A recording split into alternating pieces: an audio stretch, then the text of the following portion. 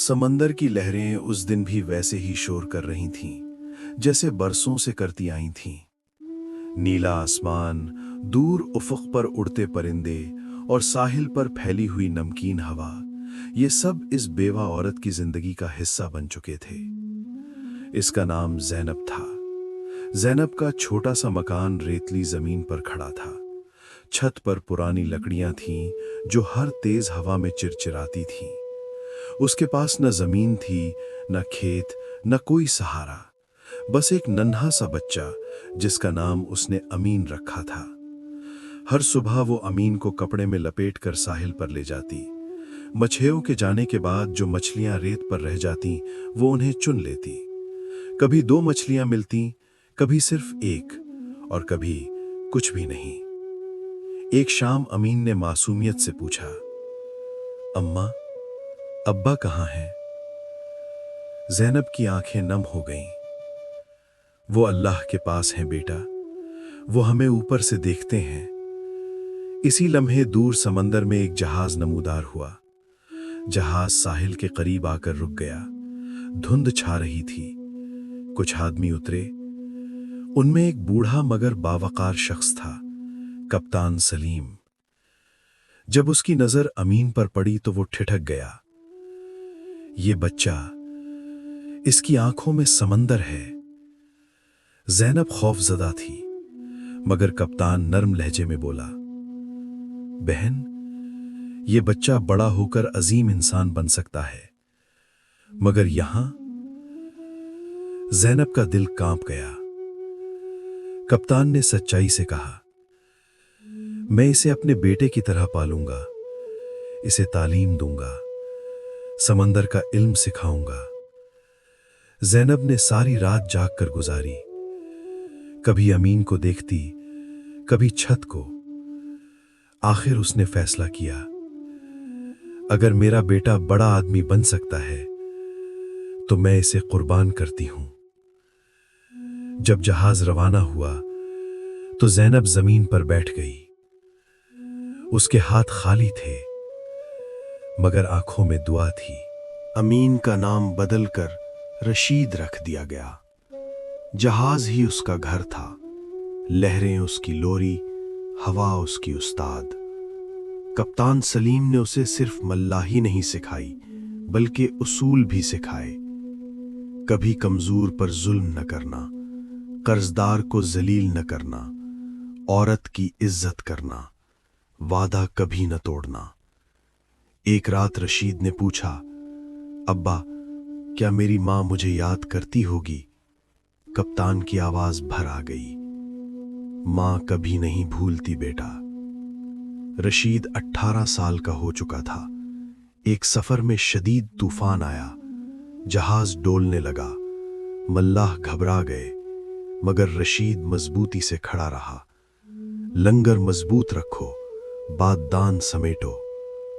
सुबह हुई तो जहाज एक अजनबी जजीरे के करीब था। वहां उसने देखा, लोग एक मुर्दे को मार रहे थे। क्यों? रशीद ने पूछा। इसने कर्ज नहीं दिया। रशीद ने फौरन पैसे अदा किए और खुद उस शख्स को दफन किया। वो नहीं जानता था, मगर ये अमल उसकी तकदीर बदलने वाला था। उसी जजीरे पर एक और मंजर था। एक लड़की बंधी हुई थी, आग जल रही थी। इसका जुर्म क्या है? रशीद ने पूछा। बादशाह से शादी का वादा तोड़ा। रशीद ने सोने की थैली दे दी। लड़की आजाद हो गई। इसका नाम था मरियम। मरियम ने कहा, तुमने मेरी जान बचाई है, मैं तुम्हें दौलत दिला सकती हूं। कोयला उस मुल्क में खजाना था।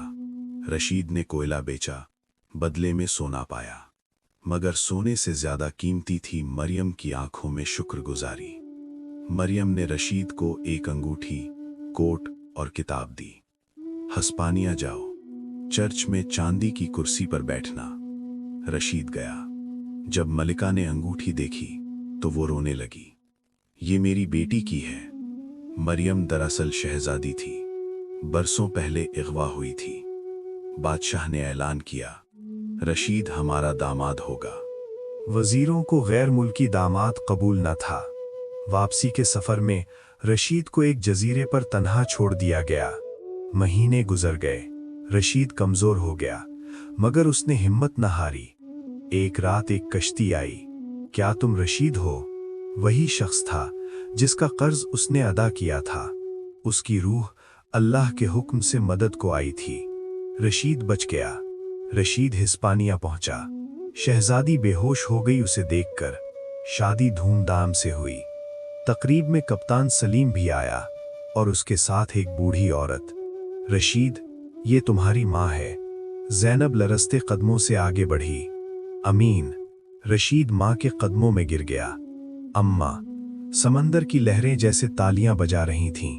रशीद अपनी बीवी और माँ को लेकर वतन आया।